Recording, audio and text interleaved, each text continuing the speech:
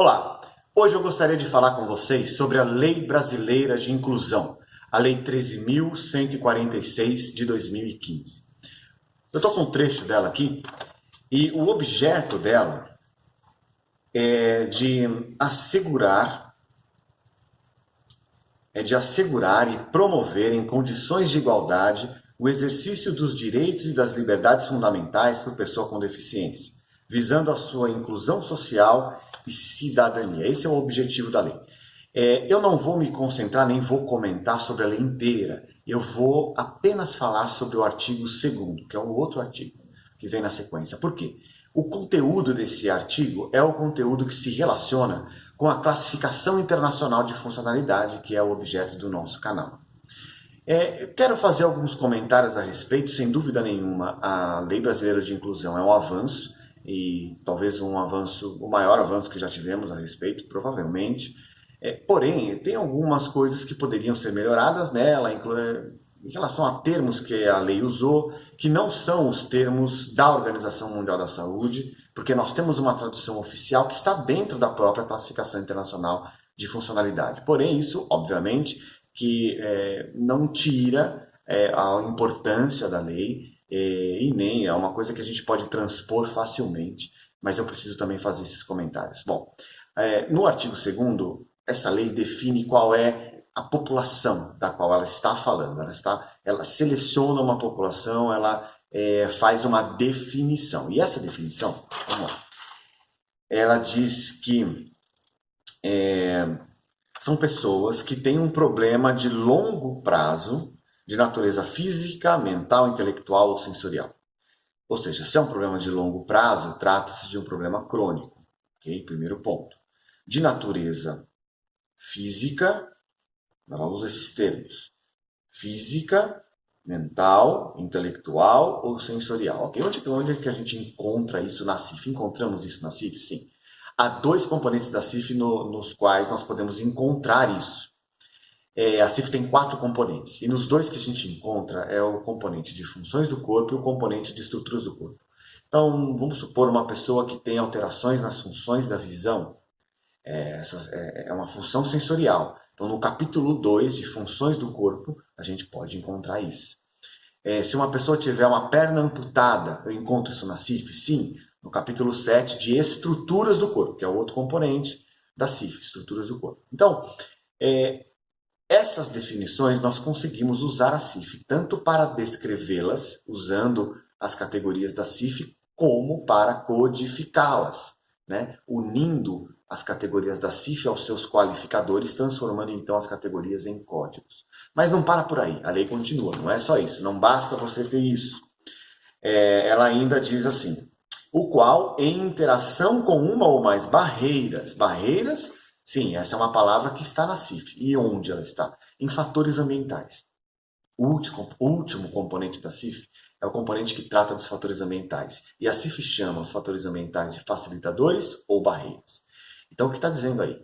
Que a pessoa que tem esse problema já descrito em funções e estruturas do corpo de longo prazo, e que na interação com esses fatores ambientais negativos, ou seja, essas barreiras ambientais, vamos lá, ela continua, barreiras, pode obstruir a sua participação plena e efetiva na sociedade, ou seja, pode influenciar negativamente na sua participação social. E a gente encontra a participação social na CIF? Sim, especialmente em D-Domain, nos capítulos 7, 8 e 9, temos descrição dos conteúdos de participação social. Bom, então, do que a lei está falando? Ela define quem é a população. São pessoas que, quando têm a interação com as barreiras ambientais, sofrem problemas de desempenho na participação social. Okay? Então, essa é a definição, é uma tríade. Não é apenas, não tem um foco só no corpo. É uma tríade do corpo com o ambiente, tendo a participação social como um resultado. Especificamente aqui, quando a gente fala sobre a CIF, aqueles que compreendem, entendem da CIF, nós estamos falando do desempenho, especificamente do desempenho. E aí ela continua por uma coisa bem interessante. Ela diz que a avaliação, quando necessária, será biopsicossocial, realizada por equipe multiprofissional e interdisciplinar. Primeiro ponto, quando a avaliação for necessária. Olha lá. Eu já vi algumas pessoas interpretando assim. Se for necessário, a avaliação será biopsicossocial. Não é isso que diz a lei. O que diz a lei é que todas as vezes que a avaliação for necessária, quando a avaliação é necessária? A avaliação é necessária quando eu vou definir se uma pessoa vai entrar na cota ou não. Eu estou falando de inclusão no emprego. O mesmo para a área de educação. O mesmo para definir se vai ter gratuidade ou não no transporte público. Para definir se a pessoa vai receber ou não um benefício previdenciário. Nessas situações, a avaliação é necessária. Em todas as vezes que a avaliação for necessária, ela deverá ser biopsicossocial. Essa é uma referência ao modelo biopsicossocial da Organização Mundial da Saúde, que está na Classificação Internacional de Funcionalidade. É um modelo que garante que a descrição é multidirecional, multidimensional e abrange componentes como os fatores pessoais, os fatores ambientais, a participação, as atividades e também o corpo. As funções e estruturas do corpo e seus respectivos problemas. Mas essa interação é dinâmica, essa interação ela não é linear, não há uma simples relação de causa e efeito. Casos que parecem ser iguais são diferentes e, embora tenham alguns códigos iguais, há um resultado final diferente. Então, vamos lá. Essa avaliação biopsicossocial, para ser completa, ela só pode ser realizada por uma equipe multiprofissional e interdisciplinar. O resto aqui é consequência. Quando a lei diz que a avaliação precisa ser biopsicossocial, ser multiprofissional e interdisciplinar é uma consequência lógica da avaliação biopsicossocial. Não dá para fazer uma avaliação biopsicossocial na sua completude se ela não for multiprofissional e interdisciplinar. Por quê? Porque os profissionais são limitados. As áreas profissionais são limitadas. Não há profissão sem limites. Para que se conheça de uma forma ampla, abrangente e verdadeira o estado biopsicossocial de alguém, é necessário que você tenha uma avaliação por profissionais de diferentes áreas e que possam, obviamente, estar em contato para saber como são essas relações entre os diferentes componentes. Okay? Então, muito interessante isso daqui. Um ponto negativo, pelo menos no meu entender aqui, eu como pesquisador da CIF, a avaliação que está aqui, ela diz que é da deficiência. Bom, a CIF, em primeiro lugar, se você trabalha aí na admissão de profissionais para uma determinada empresa, quando você pode usar CIF? Sempre. Com quais profissionais? Com todos. 100% das pessoas que você admitir, você pode avaliar de acordo com o modelo biopsicossocial e usar a CIF na descrição e na codificação da situação dessas pessoas. Todas. Okay? Todas. Então, a avaliação biopsicossocial, ela não é da deficiência. A avaliação biopsicossocial é da funcionalidade como um todo e de todas as pessoas, certo? Deficiência não é o contrário de funcionalidade. O contrário de funcionalidade é a incapacidade. E aqueles que compreendem, entendem bem a CIF, sabem descrever exatamente as diferenças entre deficiência e incapacidade. A deficiência não significa incapacidade. Uma coisa é uma coisa, deficiência é uma coisa, incapacidade é outra coisa.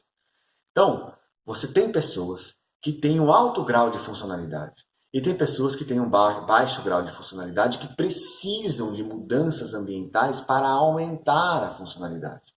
Ou precisam de políticas sociais para aumentar a funcionalidade. Esse é o ponto. Tá? Okay? Então, seria mais coerente, mais de acordo com a CIF, com o modelo biopsicossocial da Organização Mundial da Saúde, se fosse usado aqui o termo funcionalidade. Mas vamos lá. E ainda ela diz que considerará nessa avaliação os problemas nas funções e estruturas do corpo, os fatores socioambientais, psicológicos, pessoais, a limitação do desempenho de atividades e a restrição da participação social. Então, esses pontos, a restrição da participação social, a limitação do desempenho, os problemas nas funções e estruturas do corpo, os fatores ambientais, todas essas coisas têm a descrição na CIF. Então, se você trabalha com isso, se você trabalha com laudos, a partir dessa lei, você precisa usar o conteúdo da CIF.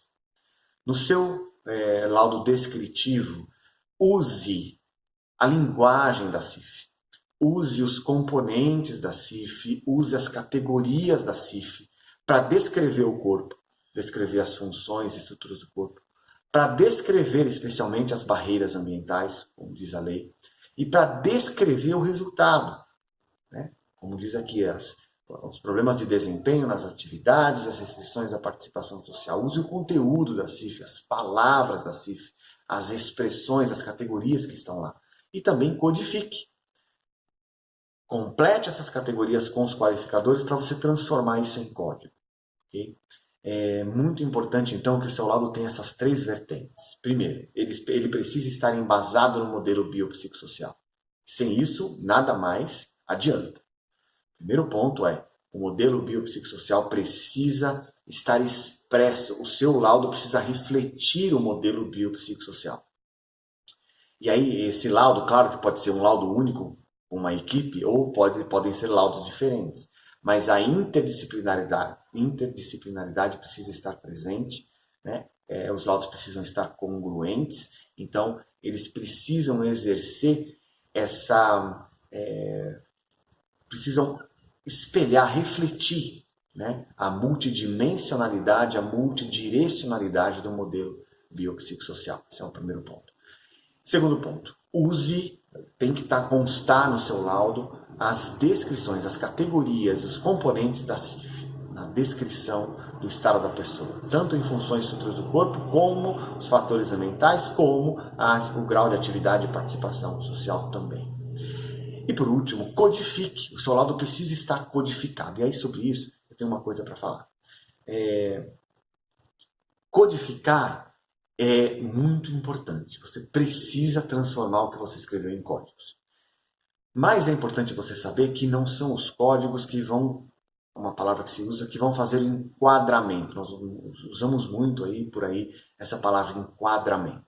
Por que não? Porque a CIF não classifica as pessoas.